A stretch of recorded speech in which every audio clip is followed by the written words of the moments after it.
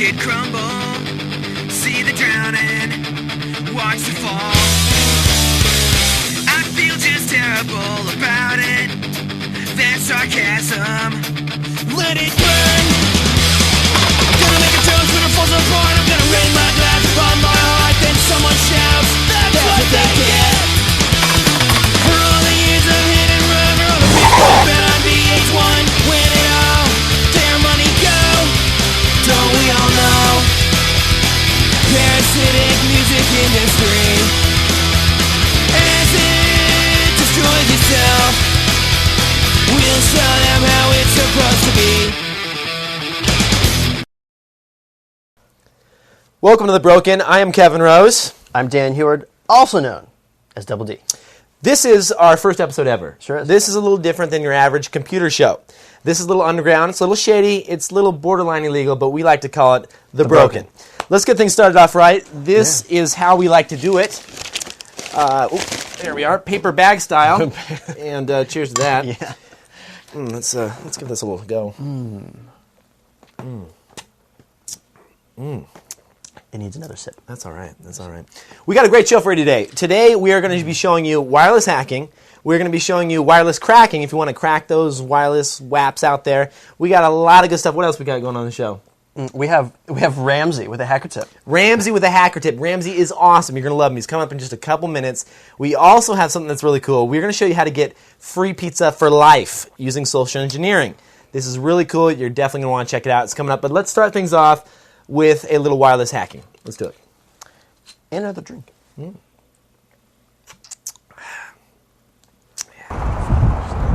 I'm right outside of San Francisco, borderline Silicon Valley. What does that mean? That means tens of thousands of wireless access points that are ready to be hacked. Today I'm going to show you two programs. One, Net Stumbler, it's going to discover the access points. And number two, Air Snort, it's going to allow us to crack the access points. So let's jump in the car and let's do some hacking. So we're in the car wardriving, and I'm here with Double D, of course. What's up? And we have found an insane amount of wireless networks. How many networks have we run across? Well, we've been driving around for about half an hour, about 15. About 15, and the cool thing is that most of those are unencrypted, so we can just click on them and go right in. Check this out. This is Network Stumbler. This is the program that we use to find all of the wireless access points. And we fired it up, and you see all these little points right here? This is the actual signal strength that we're looking for, so we can find the best one to connect to. Now, what I don't understand, though, there's all these little dips and breaks. What's going on with that? The breaks are when we lose the actual connection to the wireless access point. You see this little gap right here? That means that we lost connection for a few minutes. Oh. Now, the reason this happens is because if you check this out here, we're using a Linksys wireless card. That's mine, I think. Yeah, it's yours, but it sucks. We don't go with the Linksys. Linksys really sucks when it comes to finding these access points. Check out cards from Orinoco. Go to their website. They have a Pro card that's really good. And the Pro card actually on the back of the card right here has a little hole, and you can plug in external antennas that you can just drape right outside your window. Oh, awesome. So you get better connection. Better connection, and you'll find more wireless access points that way. Awesome, awesome. So now that Net Stumbler has found the connection, how do you actually connect? Well, once you found 4 or 5 connections or however many, you're going to want to double click on a little icon, the actual wireless network connection icon in the lower right hand corner of your screen, and it's going to bring this up right here. If you take a look here, here's the different wireless networks. You can see there's about 4 or 5 of them here that we have available, and we can actually click on these and then connect to any one of these wireless networks. Now, one of them says Linksys, so I think it's probably safe to say that it's unencrypted. Yeah, if you're keeping your SSID as Linksys, that's not a good thing. Most people are going to know that to get in, it's admin. Admin is the username password for the administrative console. That happens all the time. We found a lot of those so far. Now, for those that do encrypt them that are other than Linksys, right? How do you get past that? Well, if they're using web encryption, the way we're going to get past it is we're going to use something that's called Air Snort. And Air Snort is going to capture all these packets and then eventually crack that password. In fact, let's do that right now. I'm going to shut this machine down. We're going to put in Linux. We're going to fire up Air Snort, and let's crack some passwords. Awesome.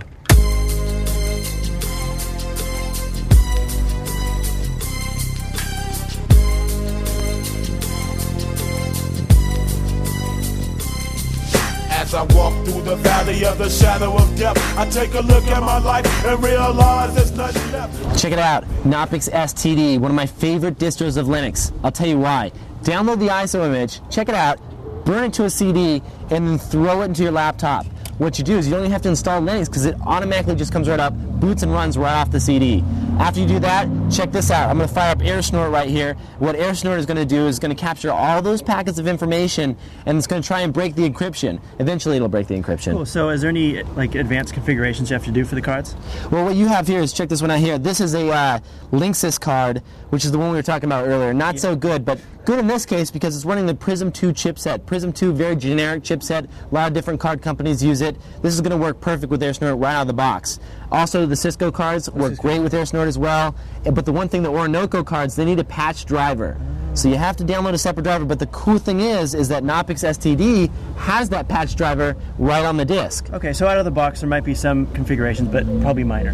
Very minor. I mean, even to run the patch, all you have to do is launch a shell as root, run the patch, and it's going to work just fine. Cool. Now, as far as breaking the encryption goes, it's going to take some time. Normally either a couple days or a couple weeks, but what you can do is you can save your session. That's going to save all that information, then come back to it at a later time. So if you're on your lunch hour or something like that, like I do, right, then you can come back and eventually break that encryption and get cracking. That's all there is to it. Okay, so what I don't understand is I was at my buddy's house and we tried for like 2 days to break this web encryption. What happened? Nothing happened? No. Well, what happens is there has to be a certain number of what's called interesting packets that air snort captures. Let me give an example. Let's say you're at a business and there's 4 full-time employees surfing the net via wireless. Okay. They're going to generate approximately about 1 million packets a day of information, just standard web packets going across the wire. Mm-hmm. Now, what happens is that during that time, they're going to generate what's called interesting packets or weak keys, as air snort calls them. Now, air snort has to have about 3,000 weak keys in order to crack the web encryption.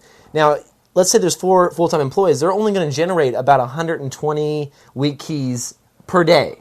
So that's why it's taken so long, because since there's only so many per day, you have to do it for many other days after Exactly. that. And how many people were on your friend's network? It was just my friend's network. If it's just your friend, then you're not going to near generate 1 million packets a day. I see. So it's going to take like a couple weeks. So that's why I said in the segment it can either be just a couple of days if you have, like, let's say a business that has 20 or 30 people accessing the wireless network at one point, or it can be a couple of weeks in your friend's case where it's just one person. I see. Okay, cool. What's coming up on the show? Coming up, we have Ramzi. Oh, Ramzi with the hacker tip. This is Ramzi. You're going to see him. He's awesome. Check this out.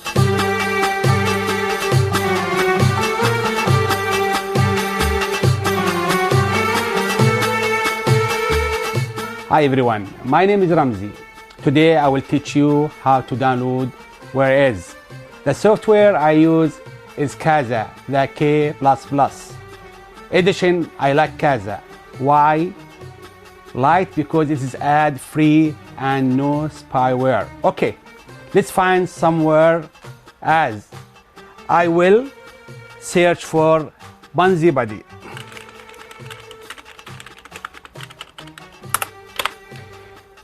See, now I download, it's free, but be careful. Some software costs money. Thanks everyone, I am Ramzi. That is your hacker tip of the day. Peace to the broken crew, you all leet. Have a nice day.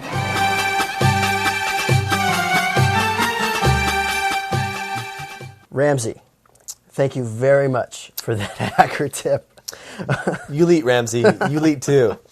So what we got coming up? We're talking social engineering, and what that means is, think about it. Social means using your social skills, and engineering means to work in ways and get information that you wouldn't normally be able to get. So what we're going to show you today is we're going to show you how to get some free pizza.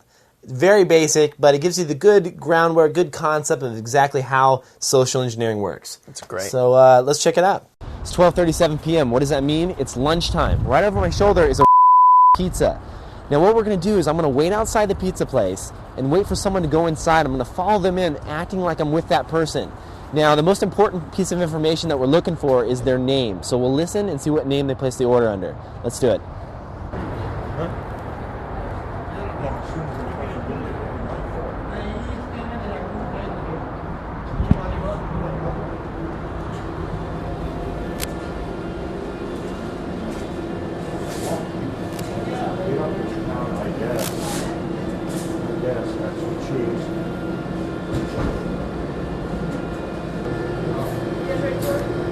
Yeah, let's get a large thin crust, half a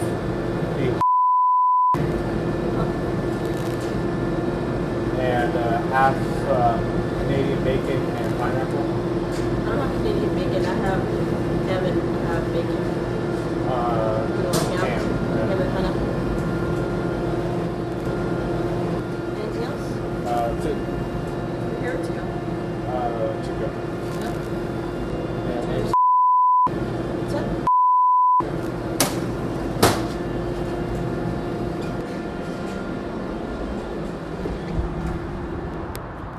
Okay, I got his name, got what he ordered, got his information.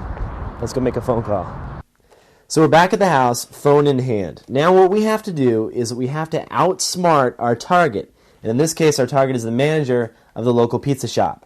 So what I've done is I've taken a piece of paper and I've written down all the crucial information that I need to know when I'm on the phone. That's the time, the date that it happened, the product, in this case it was the pizza, and then the problem that I'm having with the product that calls for a new product, which I'm going to make a complaint about the pizza and ask for a new one. So here's what we have to do. There's a couple ways we can approach it. You're going to get on the phone, and the first thing you want to do is you want to get past the gatekeeper. Now, the gatekeeper is the person that's going to answer the phone. You know, that employee that works the front desk or something like that.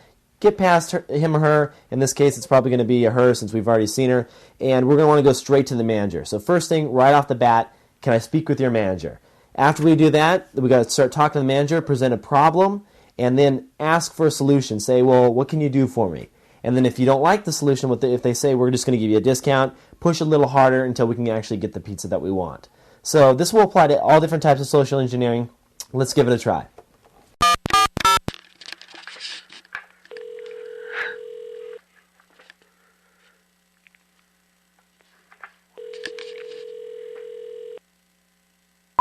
Coleman, this is Jessica. How can I help you?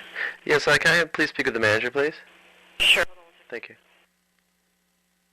Thank you for holding. How can I help you?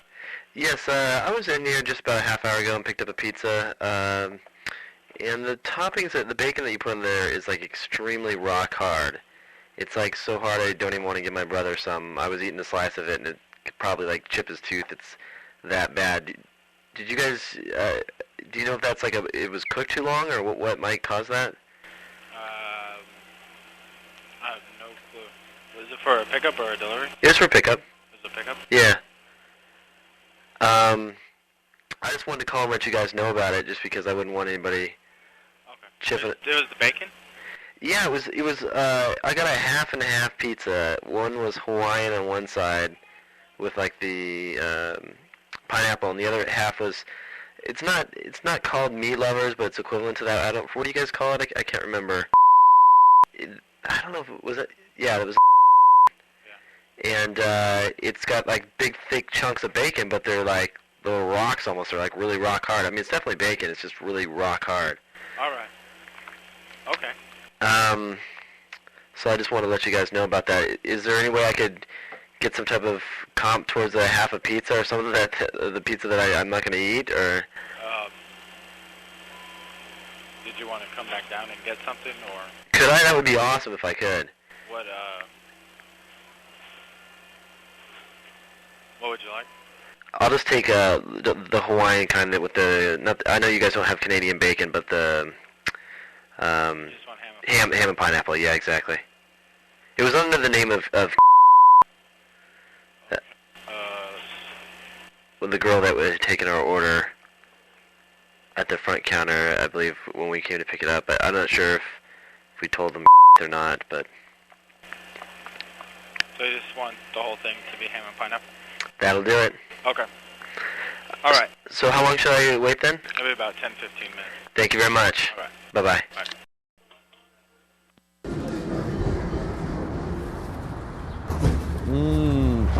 Free pizza.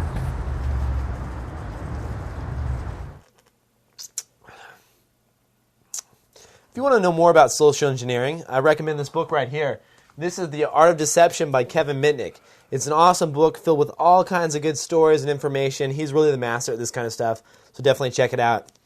That's it for this first edition, and I'm Kevin Rose. Double D. This is Double D in the house, and we're having a good time. Share this file, spread it with your friends, pirate it, we don't care. Do what you will with it. We're the Broken. Until next time.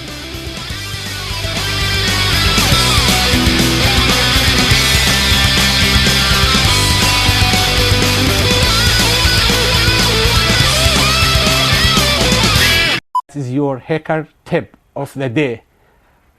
Please, peace to the, fuck you, Kevin. Anyone will feel badly. You are sadly mistaken. I'm here, right side, outside. Let's start that again. Definitely check it out. Something worth checking out. I just said that twice.